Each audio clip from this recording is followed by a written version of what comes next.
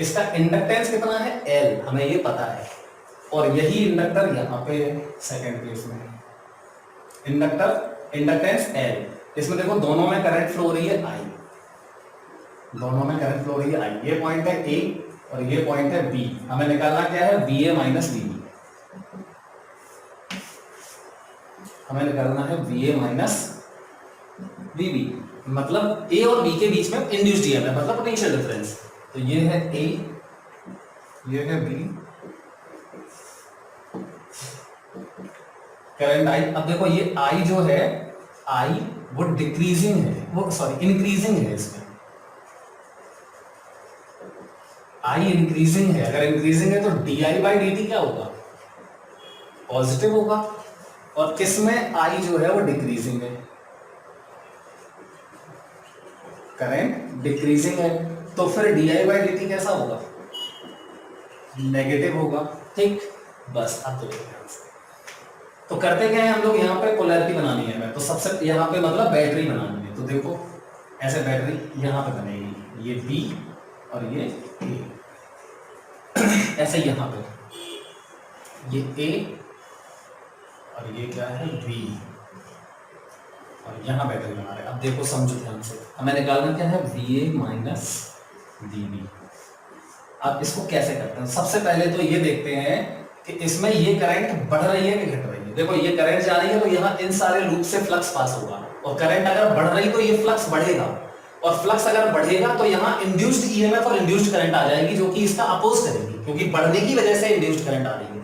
तो induced current किस तरफ आनी चाहिए, इस तरफ, बढ़ती हुई करंट को अपोज करनी चाहिए। तो ये इंड्यूस्ड करंट है, I इंड्यूस्ड, क्लियर, इस तरफ। तो फिर इस तरफ करंट फ्लो कैसे हो सकती है, जब बैटरी ऐसी हो, ये प्लस ये माइनस, और इसमें इंड्यूस्ड ईएमएफ E बराबर L di/dt। मैंने बोला मैग्नीट्यूड लिखना, मोड लिखना इसका, ठीक। ऐसे यहाँ पे देख लेते हैं एक बार पहले, ये करंट ऐसे जा रही है और ये घट रही है, डिक्रीज हो रही है करंट, तो फ्लक्स भी डिक्रीज होगा, तो फिर इंड्यूस्ड करंट इसको सपोर्ट करेगी, तो फिर ऐसे बैटरी बनेगी, और इसका इंड्यूस्ड ईएमएफ E बराबर, फिर वही मैग्नीट्यूड ही लिखना है, मोड लिखना है इसका L di/dt, मतलब पॉजिटिव लिखना है हमको। अब हम यहाँ पे लिखते हैं, तो VA माइनस VB लिखा मैंने L di/dt बराबर। अब देखो L is always positive, L कभी नेगेटिव नहीं होता, तो L पॉजिटिव और di/dt कैसी है, नेगेटिव है। L तो पॉजिटिव और di/dt यहाँ पे नेगेटिव है। जैसे मान लो di/dt है 4, तो यहाँ 4 नहीं रखोगे, यहाँ -4 रखोगे, तो ये देखो आ गया नेगेटिव, और होना भी चाहिए क्योंकि A नेगेटिव है और B पॉजिटिव, मतलब ये लोअर पोटेंशियल है, ये हायर पोटेंशियल है, तो लोअर माइनस हायर नेगेटिव आना चाहिए। ऐसे इसमें देखो ये हायर है और ये लोअर है, तो हम लिख रहे हैं L di/dt बराबर, L पॉजिटिव है और di/dt भी पॉजिटिव है, मतलब ये पॉजिटिव आ जाएगा, ठीक। तो ये हमारा एक्सप्लेनेशन था इसका, कुछ नहीं करना है, इतनी सी बात ध्यान रखनी है, कॉमन सेंस लगाना है बस, ठीक। तो आई होप ये बातें सब लोग जरूर समझ गए होंगे। अब देखो, अब इंड्यूस्ड ईएमएफ पे बेस्ड क्वेश्चंस करते हैं, ठीक है।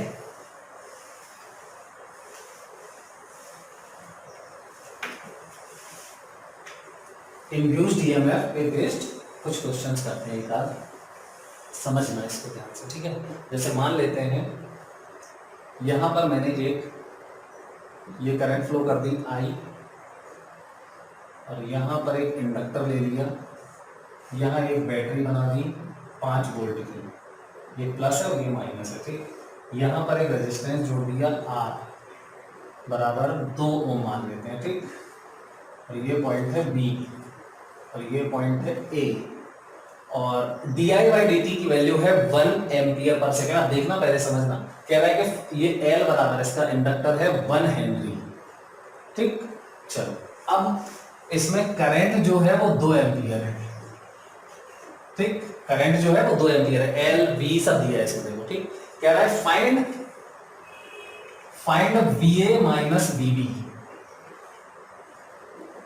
मतलब A और B के बीच का पोटेंशियल डिफरेंस बताओ। सबसे पहले मैं आपको एक बात बता दूं कि ये है क्या, यार ये तो सर्किट ही क्लोज नहीं है, तो एक्चुअली में ये एक पार्ट उठा लिया गया है किसी बड़े से कंप्लीट सर्किट से, इसमें क्लोज्ड लूप नहीं बन रहा, तो केवीएल कैसे लगाएं, है ना। तो ऐसे क्वेश्चंस को कैसे सॉल्व करते हैं जब केवीएल नहीं, वो मतलब क्लोज्ड लूप नहीं बन पाता है, ये बहुत जरूरी है।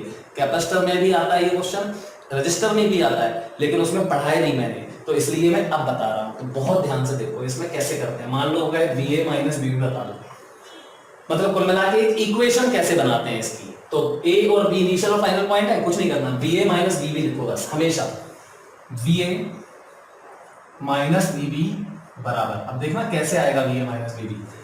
पहले ये देखो, ये इंडक्टर यहाँ, ये A है, ये इंडक्टर है, यहाँ पॉइंट मान लो C और ये पॉइंट मान लो D।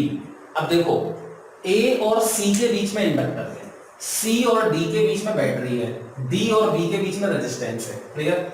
करंट ऐसे जा रही है, तो इस बैटरी करंट के जाने से बैटरी की पोलैरिटी थोड़ी बदल जाती है।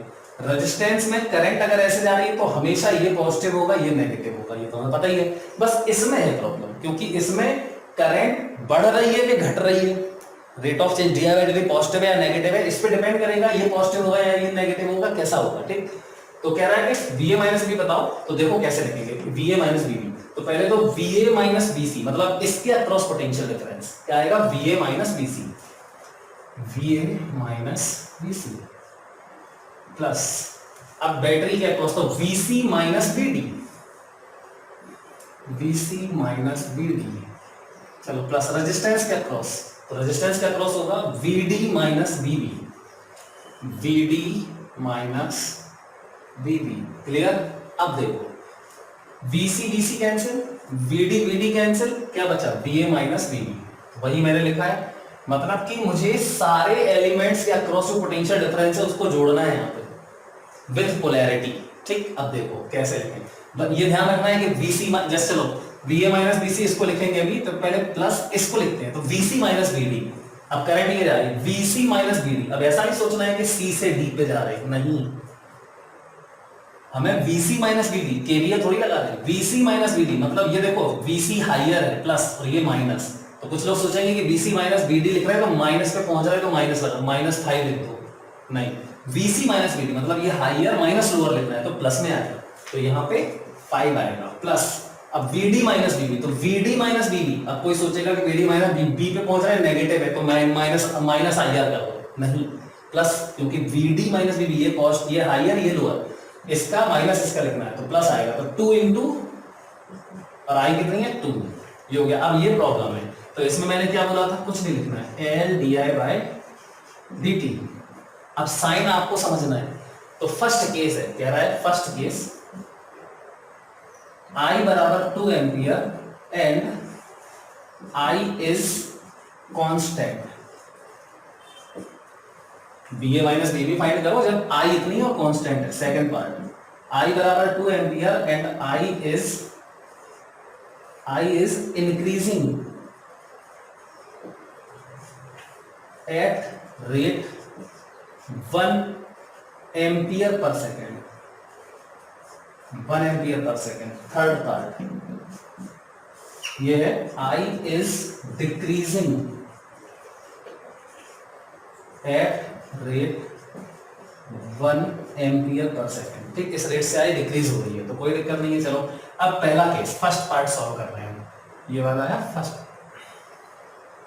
यहां है ये फर्स्ट पार्ट, तो ये VA माइनस B बराबर, ये तो सही है, इतना तो हमेशा यही रहेगा, चाहे डिक्रीज हो चाहे डिक्रीज हो, उसमें थोड़ी चेंज होगा वोल्टेज बैटरी और रेजिस्टेंस में, इसमें बदलेगा बस। तो L di बाई dt में L है 1 और इंटू di बाई dt कितना है 0, क्योंकि I तो कांस्टेंट है, तो +5 + 4 बराबर 9 वोल्ट आंसर। सेकेंड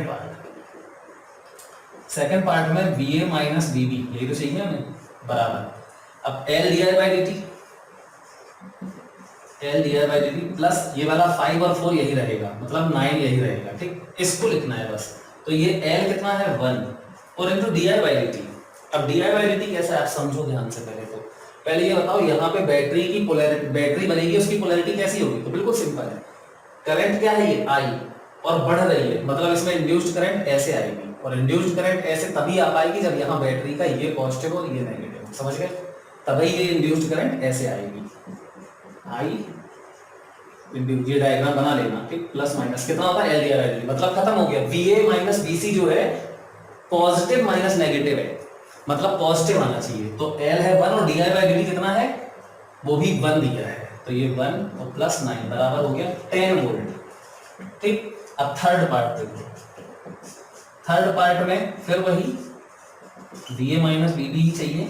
अब यहाँ L ये वाला तो प्लस 9 ही रहेगा, ये L di/dt लिखना है हमें, तो ये मैं मिटा रहा हूँ। अब देखो अगले केस का, अब यहाँ पे करंट ऐसी है और ये डिक्रीज हो रही है, तो इंड्यूस्ड करंट सपोर्ट करेगी उसको, क्योंकि इसके डिक्रीज होने की वजह से यहाँ पे इंड्यूस्ड ईएमएफ फ्लक्स चेंज होगा, इंड्यूस्ड ईएमएफ आ रहा है ना। तो फ्लक्स चेंज का अपोज कैसे होगा, जब ये करंट डिक्रीज हो रही तो इसको बढ़ाएगा, सपोर्ट करेगा, तो आई इंड्यूस्ड ऐसे हो, मतलब पोलैरिटी ऐसे बनेगी, ये नेगेटिव, ये मतलब VA माइनस VC जो होगा वो नेगेटिव होगा, क्योंकि लोअर माइनस हायर, तो नेगेटिव आना चाहिए। तो ये 1 और into di/dt 1 ampere per second, लेकिन डिक्रीज हो रही है तो -1, तो ये हो जाएगा 8 वोल्ट। ठीक, तो आई थिंक ये बात बिल्कुल 100% सब लोग